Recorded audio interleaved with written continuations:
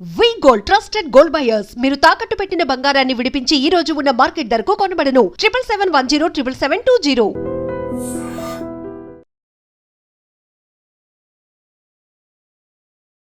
Welcome to I dream media. So పాలు కల్తీ అవుతున్నాయి. ఇది ఇప్పటి మాట కాదు, ఎప్పటి నుంచో పాలు కల్తీ అవుతున్నాయి. కల్తీ పాలు అమ్ముతున్నారు, వాటిని తీసుకుంటున్నారు, అనారోగ్య సమస్యలు వస్తున్నాయి. రీసెంట్గా రాజమండ్రిలో డెత్స్ కూడా జరిగాయి. అసలు కల్తీ పాలు అంటే ఏంటి, ఎట్లా తయారు చేస్తారు, మనం ఎట్లా గుర్తుపట్టాలి, మంచి పాలు తీసుకోవాలంటే ఏది బెస్ట్, ప్యాకెట్టా లేదా డైరీ నుంచి తెచ్చుకోవాలా, వివరాలు తెలుసుకుందాం. మనతో పాటు ప్రముఖ యోగా అండ్ స్పిరిచువల్ గురు అరుణాదేవి గారు ఉన్నారు. మ్యామ్ నమస్తే. నమస్తే అమ్మా. అంటే పాలు పోషక విలువలు చాలా ఉంటాయి, పాలు తీసుకోవాలి పాలు తీసుకోవాలి పాలు తీసుకోవాలి, న్యూట్రిషనిస్టులు, డైటీషియన్స్, డాక్టర్స్ అందరూ చెప్తారు పాలు తీసుకుంటున్నాము. కాకపోతే కల్తీ పాలు అవుతున్నాయి. అవి కల్తీ పాలు తీసుకొని చనిపోవడం కూడా జరిగింది. మేడం అసలు పాలు తెచ్చుకుంటాము, దాన్ని కాస్తాము, తీసుకునేటప్పుడు టేస్ట్ కానీ స్మెల్ కానీ ఏం తెలియదు అసలు చనిపోయేంత వరకు.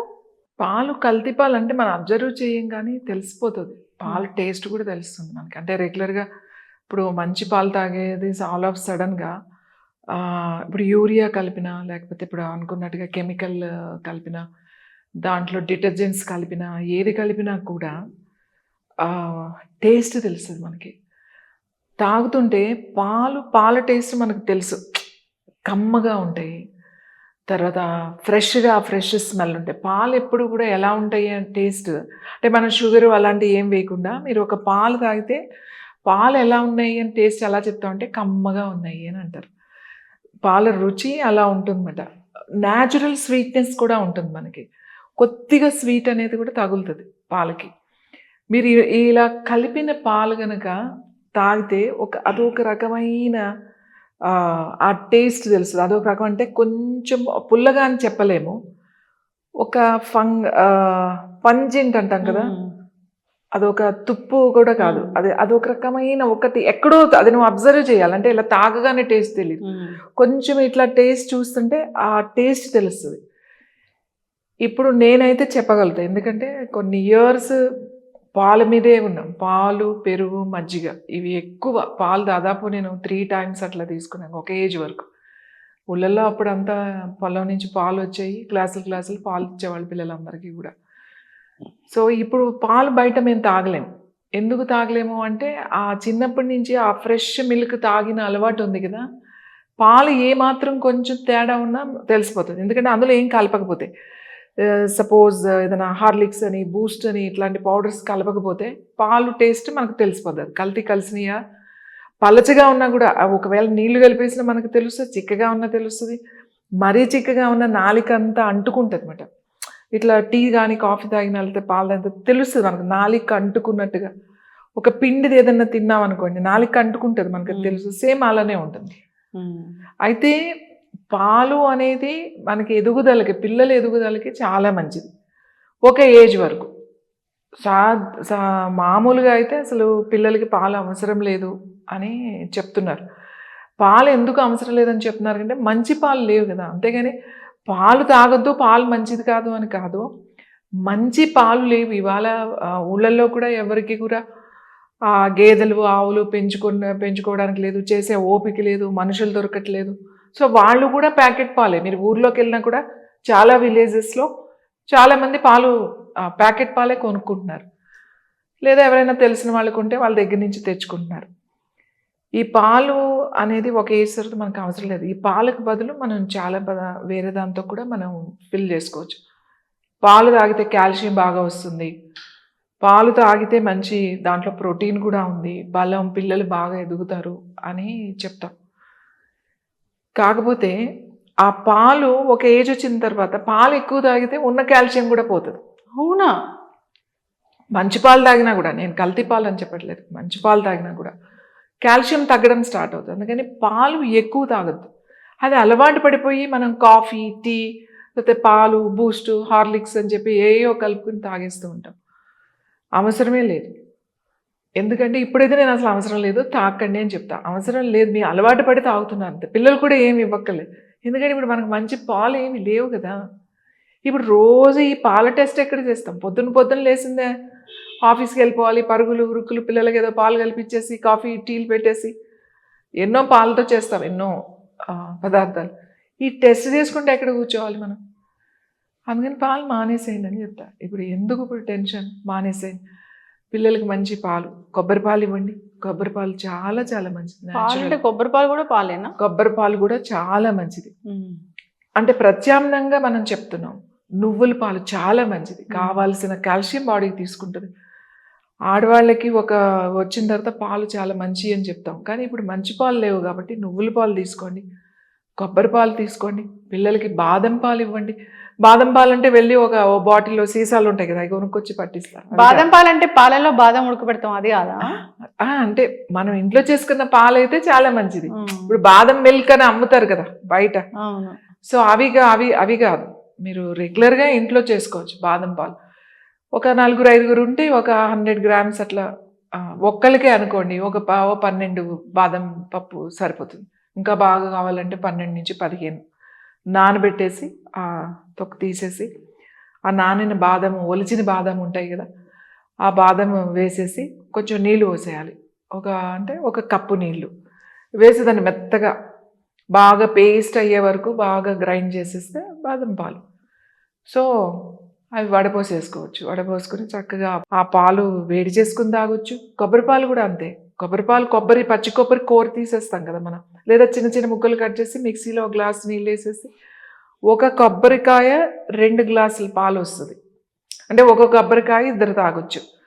దాంట్లో కొంచెం నీళ్ళు కలపాలి. ఒక కొబ్బరికాయకి 1 కప్పు నీళ్ళు పోసేసేయాలి. ఫుల్ గ్లాస్ నీళ్ళు పోసేయాలి. బాగా మెత్తగా చేసేసి ఆ మస్లిన్ క్లాత్ ఉంటుంది కదా, దాంట్లో వేసేస్తే మంచిగా చిక్కని పాలు వచ్చేస్తాయి, కొబ్బరి పాలు. ఆ పాలు మీరు వేడి చేసుకొని వేడివేడిగా తాగొచ్చు. దాంట్లో కాఫీ పౌడర్ కలుపుకోవచ్చు, లేదంటే అవి పెరుగులాగా తోడు వేసుకోవచ్చు. సేమ్ నువ్వులు కూడా అంతే నానబెట్టి దాన్ని కూడా నీళ్లు కలిపి మెత్తగా పాలులాగా చేసుకుని వడపోసుకొని ఈ పాలు మీరు కుకింగ్లో వాడవచ్చు. ఇప్పుడు బీరకాయ పాలు లేకపోతే ఎందులోనైనా పాలు వేసుకుని వండుకోవాలి, రైస్లో వండుకోవాలి, లేదంటే వేడి పాలు తాగాలి అనిపిస్తే తాగొచ్చు. అంటే మనము ఎందుకంత కల్తీ అయిన పాలు తాగి ఇన్ని ప్రాబ్లమ్స్ తెచ్చుకునేది ఎందుకు? మనకి ఇవి కూడా ఉన్నాయి కాబట్టి. ఇది ఇంకా రోజు అక్కలేదు, వారానికి ఒక 3 సార్లు.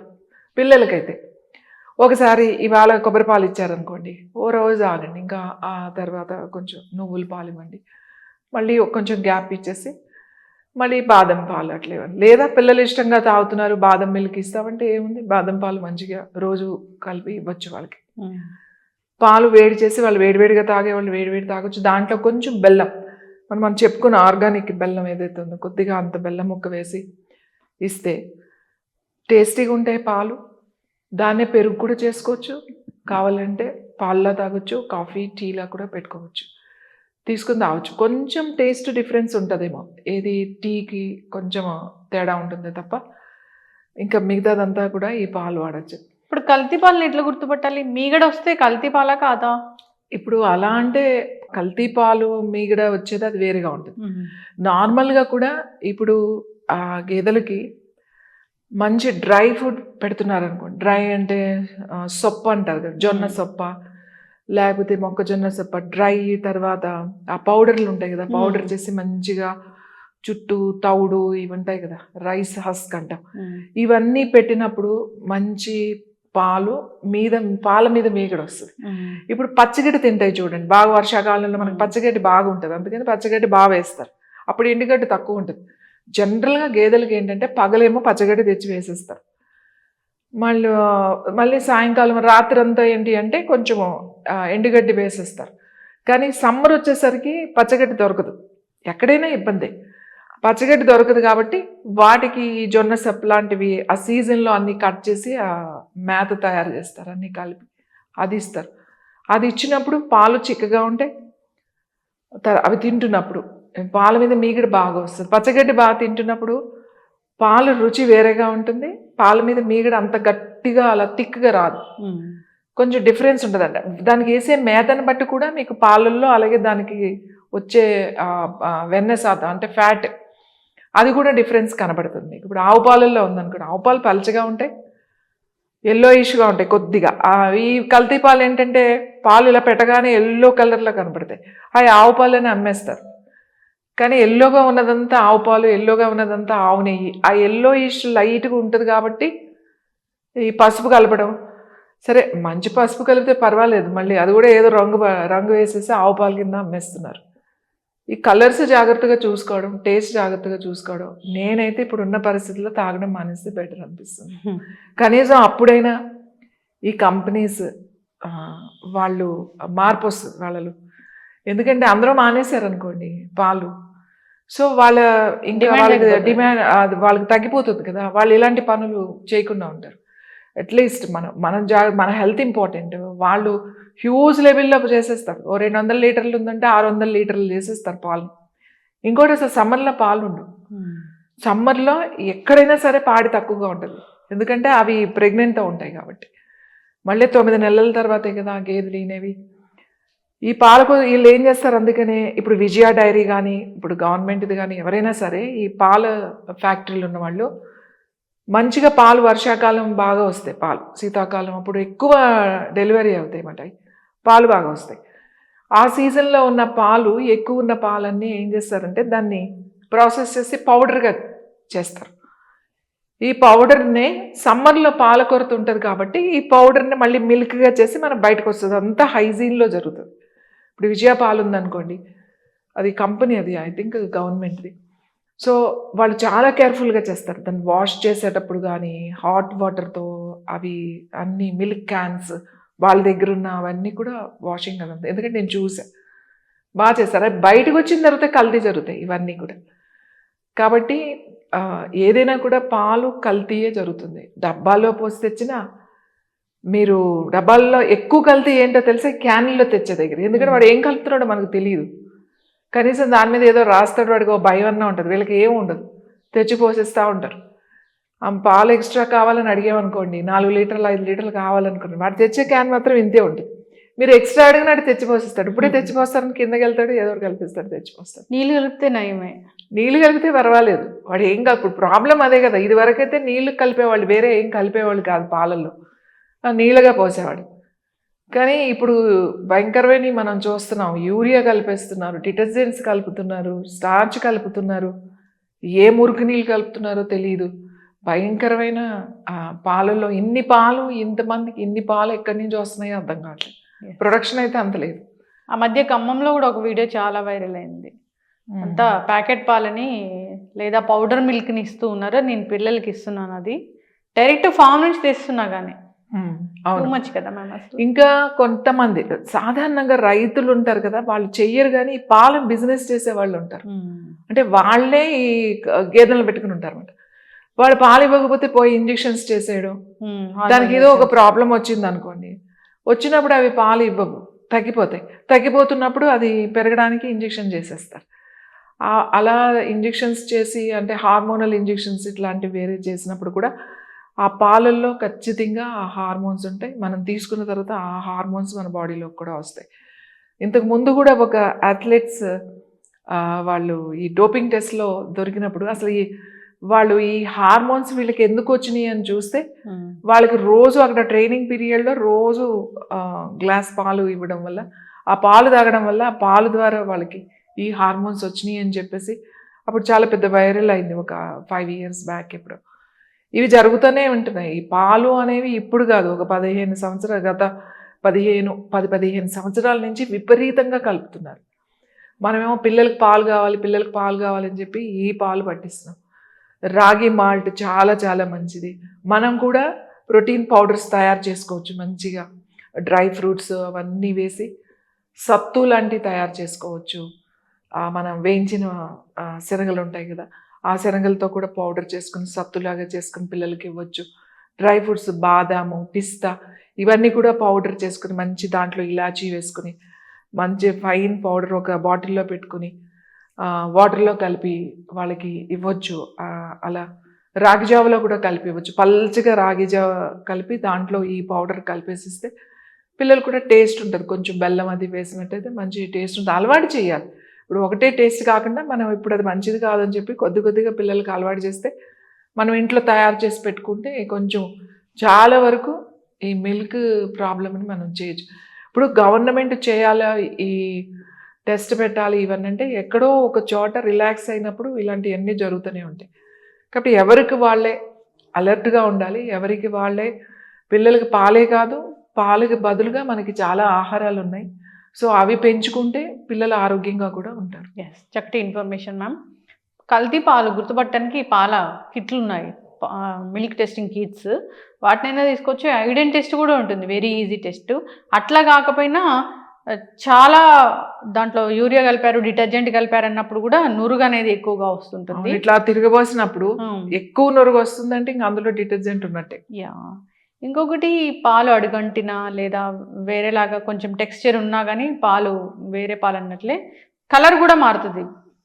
పాలు వేడి చేసినప్పుడు ఎల్లో కలర్ లాగా మారినప్పుడు కూడా అది కల్తీ పాలు ఉన్నట్లే. సాధారణంగా ఆవు పాలు అంటే అదే కలర్లో ఉంటాయి. అలా కాకుండా అందరూ కొంచెం జాగ్రత్తగా ఉండాలని కోరుకుందాం. పాలు తాగాలన్నప్పుడు ఫామ్ నుంచి తెచ్చుకోవాలి, నమ్మకమైంది. లేదు అన్నప్పుడు మీరు చెప్పిన వేరే అదర్ ఆప్షన్స్ ఉన్నాయి, ఫాలో అవ్వాలని కోరుకుందాం. చాలా చక్కటి ఇన్ఫర్మేషన్, ధన్యవాదాలు. Sir, one life lesson what medicine has taught you. Whatever you can do without expecting. But I really believe మన పాజిటివ్ యాటిట్యూడ్ ఉంటేనే మనం ఏదైనా సాధించగలం. గట్ని మనం కరెక్ట్గా డీల్ చేసినట్లయితే అది మనకి పాజిటివ్ హార్మోన్స్ని రిలీజ్ చేస్తుంది. షుగర్ వచ్చిన వాళ్ళ పరిస్థితి ఏంటి? పొట్ట దగ్గర పెరిగితే దాన్ని ఆండ్రాయిడ్ అంటారు, ఆండ్రాయిడ్ ఫోన్ కదా. అసలు థాట్స్ ఎందుకు వస్తాయి? బ్రెయిన్ డెడ్ అంటే దానికి ప్రపంచం అంతా కూడా కొన్ని నిర్దిష్టమైనటువంటి లక్షణాలు ఉన్నాయి. మానసికంగా ధైర్యంగా ఉంటే క్యాన్సర్ జయించవచ్చు. You are a doctor for a cause sir, అంతే. వాళ్ళకి వచ్చిన ఆదాయం కాకుండా ఫ్రీ సర్వీస్ ఎంతమందికో చేస్తుంది.